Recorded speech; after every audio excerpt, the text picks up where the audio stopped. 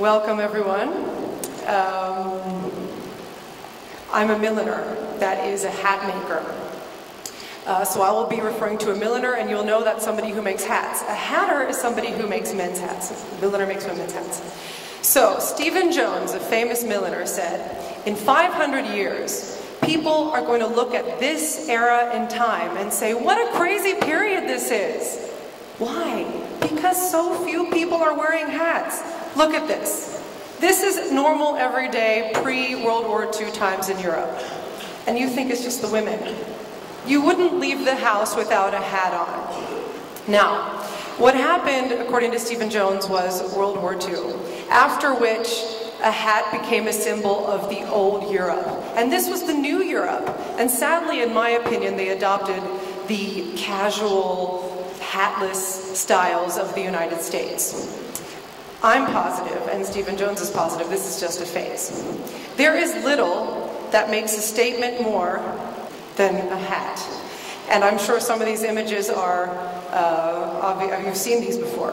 Now, when I walk into a room, I'm usually wearing a hat. And a lot of people tend to look at me. And maybe a lot of you noticed me at the beginning, and you're looking, and it probably wasn't because of my trousers. And yes, these are trousers, in case you're wondering. So there's little that makes a statement more than wearing a hat. Simple clothes can be transformed into fashion. A waitress can be a princess. A shy teenager could be a cool rapper. The hats make all the difference. They can even be used as a mask. And I don't mean the type of mask that covers your face. It's a mask that can make you be somebody else. There are tribes, as you just saw. Look at this. They don't wear any clothes, but they always decorate their heads. Now, a hat can make anyone the person that they want to be. And I'm going to encourage you to try to wear a hat, but more on that later. So, why hats? Why me? Oh, this is some hats that I made. This is me. This is me when I was little. And I'm not embarrassed. I love dressing up. I loved wearing hats. This is just how I am. And a little bit later, I grew up, and I'm still the same. I still dressed up and did crazy things, and I'm still the same person now. I always loved making things. I always loved hats. And, well, I'm a hat maker, but before I became a hat maker, I was working in the financial sector for 5.5 years. I want to show you this picture. This is my desk at the bank. And I wanted to show you this because I questioned, what did I do? I was working at the bank, I was working hard, I had a good salary, I had great colleagues. This is Luca, he covered Italy. I covered the UK, Ireland, and the Netherlands. I had a great time.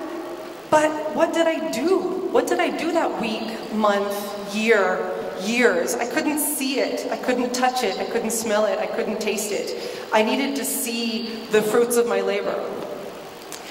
And so I decided to make a big step. I left my job at the bank and I went to the Womburn School of Millinery and I learned how to make hats. Where you can really see what I'm doing. And of course it gives a lot more satisfaction to me than when I was at the bank. What I would do after I was at work at the bank is I would come home and I would knit it. I would knit it. And what's so amazing is with every stitch, I could see this, let's say, scarf grow and grow. And it was something I was making with my own hands by myself. And it's an incredibly satisfactory feeling. Now I'm going to show you a little in pictures how I make hats, because you may wonder, why would somebody pay 2,000 or 3,000 RMB for one of my unique handmade, tailor-made hats when you can buy one on Taobao for 200 or 300 kuai at the market? I will show you why. It starts like this. I brought some props to show you. This is a hat mold. But it starts like this. I put on my waterproof apron that my Welsh granny gave me. I put on my rubber gloves. And I take my bucket and I fill it with steamy, steamy hot water. Now what does this look like? It looks like I'm going to do the dishes. And I wanted to show you this because there's a very non-glamorous side to a glamorous occupation. There's beautiful magazines, there's celebrities, there's amazing images, but there's also a side I wanted you to see, and that's this. How do I make hats?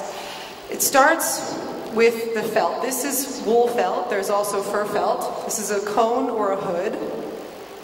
We don't buy felt in rolls or meters or yards like a fashion designer would who makes clothes. And the felt is put in this steamy hot water until it's completely soaked, and it's pulled over the hat mold. This is a wooden hat mold. I do not make these. There are very few people that make hat molds anymore in the world. This is an art form in itself, people that make hat molds, also called hat blocks. This one was made by a man named Guy Morris Brown in the UK. That's also where I went to my millinery school.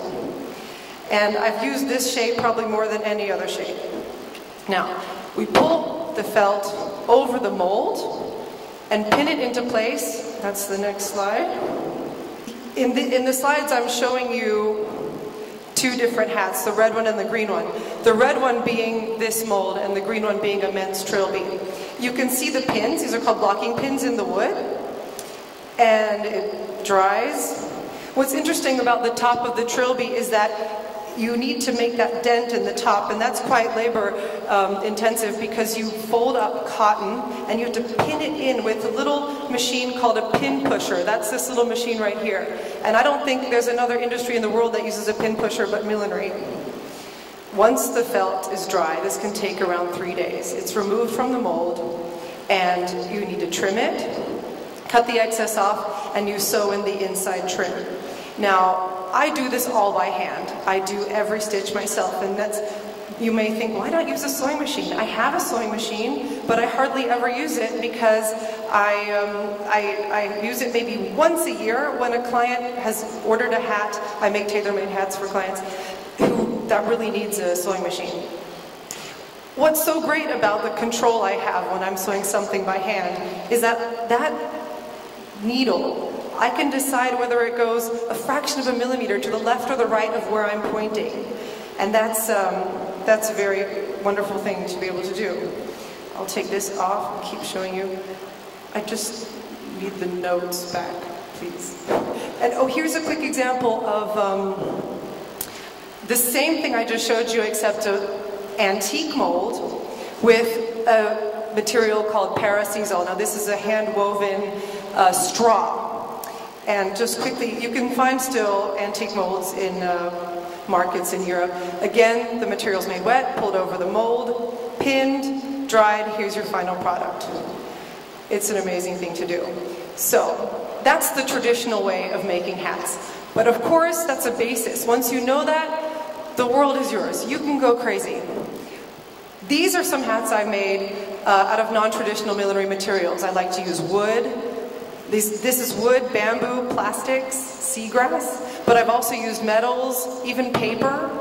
I mean, CCTV's here doing a documentary on me, and they gave me a challenge. They said, yeah, you like to make hats out of funny things? And they gave me a pack of playing cards and said, make a hat out of that. And I did.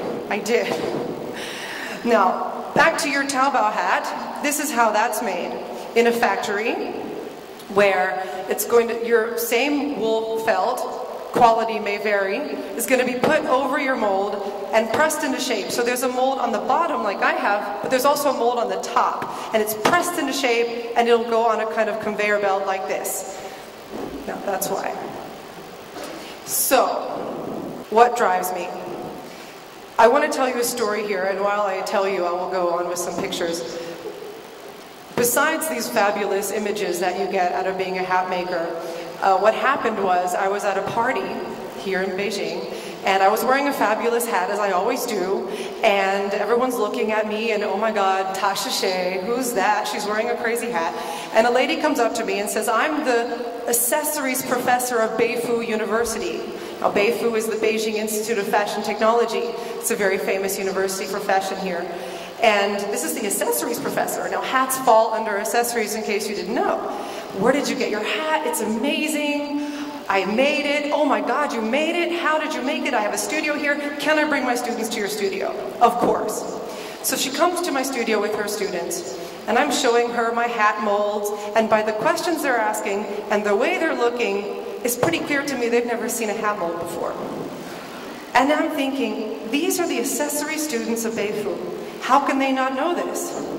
So I asked the inevitable, how do you guys make hats? Oh, we use a pattern and a sewing machine. This was such a point of realization for me that I thought, of course, these kids are learning to make hats that can be produced by the hundreds, thousands in a factory. They're not learning how to make a hat just once with one feather or lace, and it was just a moment of realization that I'm really doing something special here. Here are some more of my hats, and back to Beifu, they asked me to come give them lessons. There's a picture coming of me giving them a demonstration at Beifu University, but I kind of got scared when they wanted to film everything, and then they wanted to borrow all my molds to have a carpenter make some, and I didn't say yes. So this is something that was a bit alarming for me. But what drives me? What drives me is that I'm doing something here that's authentic. Every one of my hats, you can take it apart, you can take this thread out. There's nothing secret. It's an honest expression of me, of my energy. I put my time into it. There's a value in hand craftsmanship. Besides that it's so unique, okay, if somebody says, do you want the homemade cookies or do you want the factory cookies? Everyone's going to take the homemade cookies. They look better, they smell better, they taste better, the ingredients are probably better. There you go. I mean, I make handmade hats. The quality's better. Not that I'm all anti-factory, but, you know, it's got to be said. What I do is unique. It's a unique thing that is mine, it's uniform, it's me, it's a part of me. And, if anyone knows of any other milliners here, let me know. I haven't found them. I mean, when I came here, I thought, I'll get materials at the millinery supply shop down the road. There is no millinery supply shop in all of China, and I know this for a fact. But it's been a blessing in disguise because it's forced me to look at what I do have available. I don't have access to the things I would have access to in Europe, but that's made me make hats I never would have made otherwise. So this is another amazing image. I need your help with something. If you take anything away from my talk today, I need your help. And this is also a bit of a dare. I dare you to go home, put on a hat, and wear it outside. And help me stop this crazy era of no hat making, hat wearing, and wear some more hats outside. Thank you very much.